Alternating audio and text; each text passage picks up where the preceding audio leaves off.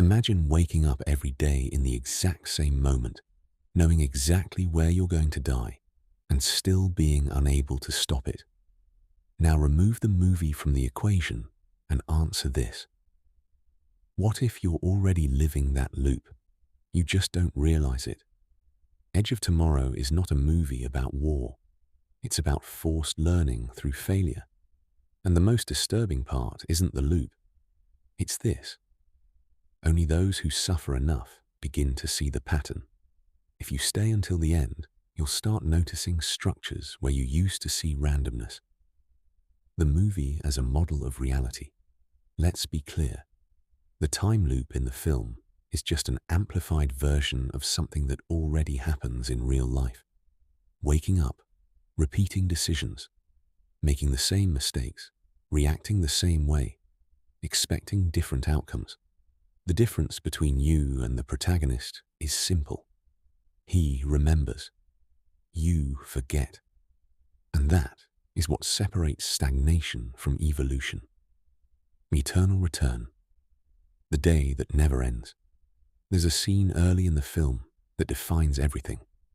The moment Cage wakes up again, in the same place, with the same sergeant shouting, the same events unfolding. At first, he thinks it's coincidence, then confusion, then panic. Only after that, understanding. This is exactly how eternal return works. In the film, the day resets. In real life, the pattern resets. Look closely at how Cage behaves in the early loops. He panics. He tries to escape. He makes impulsive decisions. He dies quickly. Nothing changes because he is still reacting emotionally. Now, notice the shift. When he begins to anticipate what's coming, the truck, the soldiers, the chaos of the beach, he stops being a victim of time. He becomes a reader of patterns. And that changes everything. Eternal return is not about reliving the same day. It's about reliving it without awareness. Ask yourself honestly, what situations repeat in your life? What types of people keep appearing? What mistakes keep returning? That's not bad luck. That's a loop. Ouroboros, the self-sustaining cycle. There's a sequence in the film that perfectly represents this. Cage training with Rita. He dies, resets, dies again, resets. At first, it looks useless, but slowly, something shifts. He starts to block attacks, anticipate movement, adjust timing, survive longer. The cycle remains the same, but the result changes. That's Ouroboros. The cycle doesn't disappear. It evolves internally. Look deeper. Why does he improve? Not because the cycle changed, but because he changed within the cycle. In real life, this is brutally clear. You can change your environment, your job, your circle. But if your internal pattern stays the same, the outcome repeats. Psychological Ouroboros. Insecurity leads to bad decision, leads to negative result, leads to reinforces insecurity, and the loop continues. Cage breaks this by doing something most people avoid. Conscious repetition with analysis. He doesn't repeat blindly.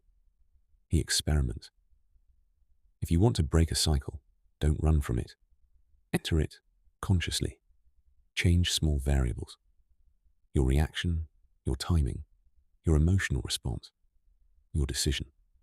Cycles don't break through force. They break through precision.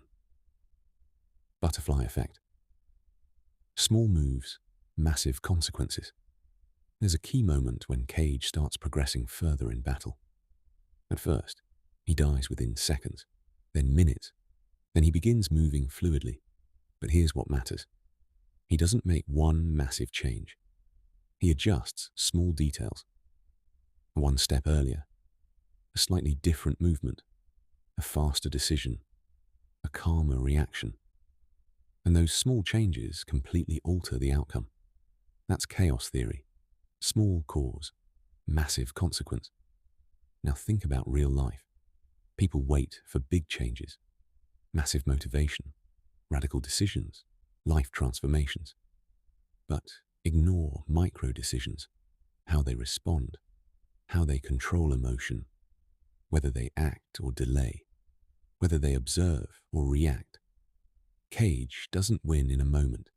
He wins through invisible accumulation. If you want to change your future, don't start big, start precise. Chaos is not disorder. It is extreme sensitivity to detail. Repetition, the training most people avoid. There's a turning point in the film when Cage stops fearing death. He accepts it as part of the process. That's when everything changes. He no longer panics. He no longer resists. He uses death as feedback. This is where he stops being average and becomes strategic. Because he understands something most people refuse to accept. Failure is not the problem. Repeating without learning is. In real life, most people fail once, avoid, fail twice, quit, never master anything. Cage does the opposite. Each attempt collects data, adjusts behavior, optimizes action, repeat more than others, but with awareness. Because repetition without thinking is stagnation. Repetition with analysis is accelerated evolution. However, the illusion of total control.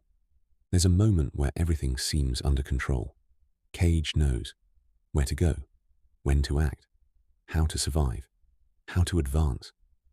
And still, he fails. Why? Because there are variables he cannot control, and that destroys the biggest illusion, total control. Even with knowledge, training, and repetition, the world remains unpredictable. In real life, this breaks people. They believe if they plan everything, they control everything. If they predict everything, nothing goes wrong. And when something fails, they collapse. Cage evolves when he accepts this. He cannot control everything, but he can respond better. Stop trying to control the world. Start improving your response to it. That's real power.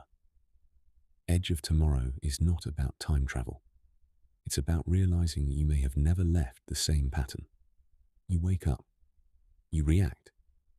You repeat. The difference is, you don't have awareness. Cage wins because he sees the pattern. Do you? If this video made you think, then use that, not as motivation, but as advantage. Subscribe, not because this is entertainment, but because here you learn to see what others ignore. And comment, loop, because in the end, those who don't see the cycle live inside it, and those who do control it.